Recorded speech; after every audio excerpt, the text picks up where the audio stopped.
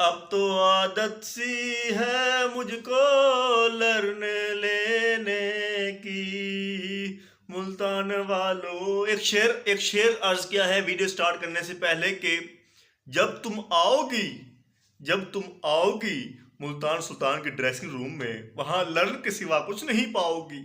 ओए ओए ओए, मैंने पहले कहा है रिजवान साहब ने, भाई साहब रिजवान साहब ने एडमिशन ले लिया है 2-3 साल का लर्न कोर्स करने का। जी हाँ, वो किसी यूनिवर्सिटी में किसी कॉलेज में जो है ना लर्न कोर्स कर रहा है। तुम मान नहीं रहे मेरी बात, भाई मान लो उसने लर्न का कोर्स स्टार्ट कर लिया है। जिस तरह आप यूनिवर्सिटी में 4 साल का कोर्स स्टार्ट करते हैं, कोई डिप्लोमा स्टार्ट करते हैं, वैसे ही कोई डिप्लोमा रिजवान साहब ने स्टार्ट कर दिया। मतलब कि एक ऐसी पिच पे जहाँ बड़े बड़े सीनियर जर्नलिस्ट कह रहे थे, बड़े बड़े जो है सीनियर क्रिकेटर, एक्स क्रिकेटर कह रहे थे कि यार ये 160 वाली पिच है, यहाँ पर 186 चेज करेगी लाहौर 19 ओवर के अंदर।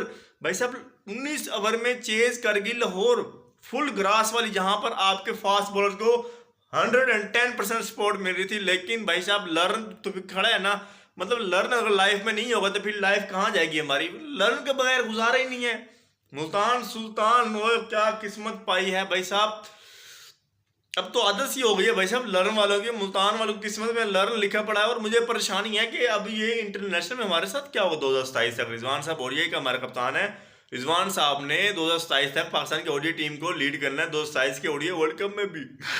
मुझे तो अभी से दुख हो रहा है पाकिस्तान की ओडीआई टीम का।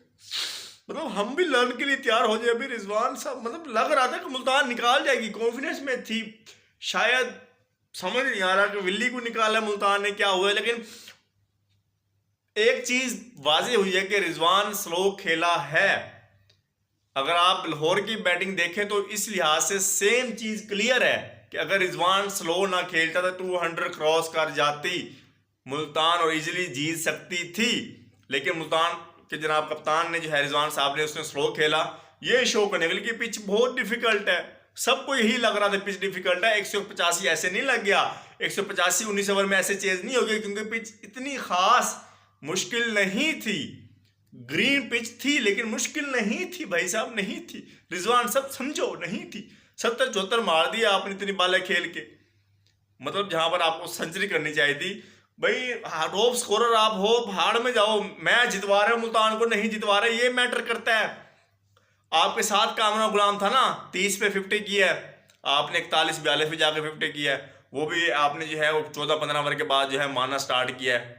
मतलब 14-15 ओवर में रिजवान का स्कोर 25-30 था। समझ आ रही थी यार जो बंदा 15 ओवर खेल के खड़ा है उसकी तरह स्कोर है। और 18वें ओवर में 17.4 या 5 पे जाके इस बंदे ने अपनी 50 की है। ओपनर पहली बॉल से खड़ा है और ये कहते हैं कि हमने T20 खेलना है पाकिस्तान की तरफ से।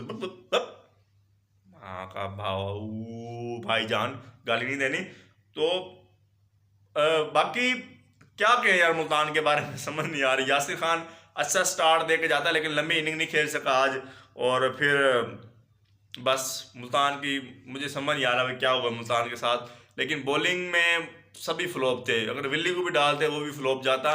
सिर्फ उबैद शाह ने थोड़ा सा कराना दिखाया, वो भी अपने आखिरी ओवर में रन खा के चला गया। उबैद शाह भी उसने थोड़ी सी दिखाई। और लाहौर एक्सपेंसिव रहे हैं, हालांकि मुल्तान ने भी रन खाए हैं, लेकिन लाहौर ने आखिरी 3 में 49 रन खाए हैं, आखिरी 10 में 115 रन खाए हैं।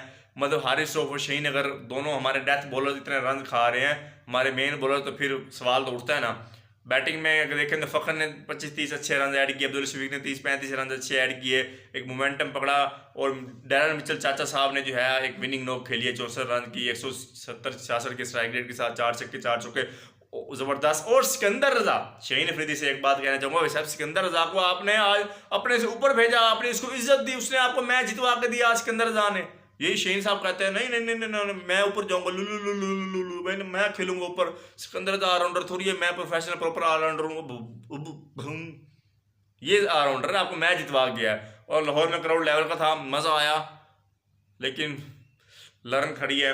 और बाकी ज्यादा क्रिटिसाइज नहीं करना यार, एक शुगर लीग है, इसको हमने जैसे इंजॉय करना फन के तौर पर, ये चीज़ हमने जहन में रखनी है।